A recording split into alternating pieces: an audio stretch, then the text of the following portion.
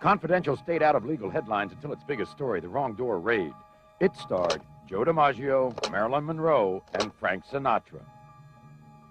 It led to an ironic development. The United States government started spying on the spies.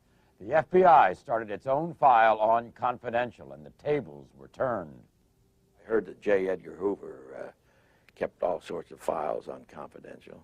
I was convinced that the FBI at some point was investigating Confidential. I've had an appeal for the release of that information pending for the last year and a half. Some of those files are missing and or blacked out, and Steve Gavoni is fighting to get the whole dossier released even now. What was so serious that the FBI got on the case of a little scandal magazine? What was so serious about that? Well, for one, stories like this. The scandal was known as the Wrong Door Raid.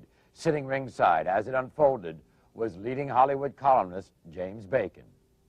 It all started in a restaurant in Hollywood called the Villa Capri. And Joe Dimaggio was separated from Marilyn Monroe at this time. And, but he had some inkling or some suspicion that Marilyn was sleeping in her apartment with some other guy. I think it was supposed to be her makeup man, as I recall. And he got very, Italian temper. He got madder and madder about it. And I guess they were having a little vino, and Sinatra was there with him. And in all fairness to Frank, Frank tried his damnedest to talk Joe out of doing anything about it. He said, you're separated from her. Don't do it. Don't do it, Joe. Joe wouldn't listen, He was determined to go over and break down that door.